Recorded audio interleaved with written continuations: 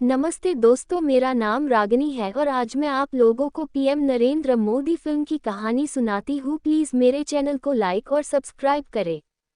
तो कहानी शुरू होती है। नरेंद्र मोदी ने अपने करियर की शुरुआत एक गरीब चाय बेचने वाले के रूप में की थी। वह हिमालय में सन्यासी बनने के लिए जशोदाबेन मोदी के साथ अपनी शादी से इनकार करते हुए कम उम्र में अपना घर छोड़ देता है। अपनी यात्रा के बाद वह गुजरात लौटते हैं, राष्ट्रीय स्वयंसेवक संघ के सदस्य बनते हैं और 1975 में इंदिरा गांधी द्वारा लगाए गए आपातकाल की स्थिति से लड़ने के बाद 1980 में भारतीय जनता पार्टी को सौंपे जाते हैं।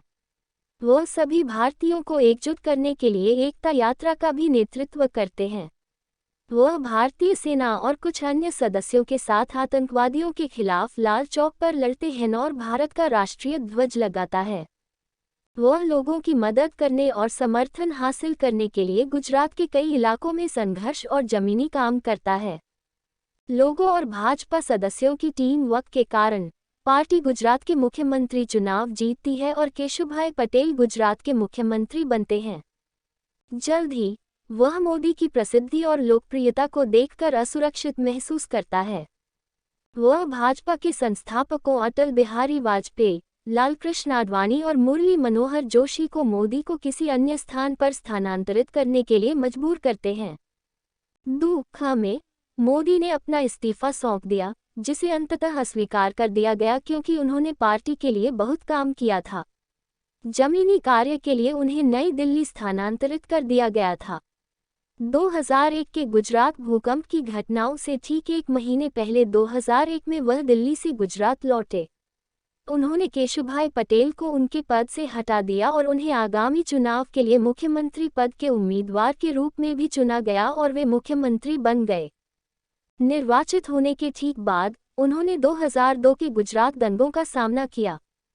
उन्होंने अन्य राज्य सरकारों और संघीय सरकार से मदद मांगी, लेकिन व्यर्थ।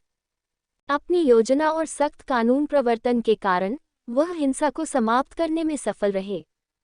दंगा खत्म होते ही अक्षरधाम मंदिर पर हमला आतंकवादियों द्वारा फिर से समुदायों के बीच तनाव लाया। अंत में तनाव दूर हो गया, लोगों के बीच शांति स्थापित हो गई, पुनर्निर्माण और आगे के विकास का काम शुरू हो गया। सड़कों की योजना बनाई गई, सड़कों का निर्माण किया गया, रोजगार के अवसर लाए गए, कई भारतीय और अंतर्राष्ट्रीय कंपनियां गुजरात में निवेश करने लगी, भ्रष्टाचार समाप्त हो गया, सुरक्षा कड़ी कर दी गई, आदि। उनके काम को देखकर भाजपा प्रमुखों ने उन्हें पीएम बनने के लिए कहा। 2014 भारतीय आम चुनाव के लिए उम्मीदवार। उन्होंने पूरे भारत में प्रचार किया। उनकी लोकप्रियता के कारण उन्हें आतंकवादियों द्वारा प्रमुखता से निशाना बनाया गया। वह आतंकवादियों द्वारा उनकी हत्या करने के प्रयास में भी बच जाता है।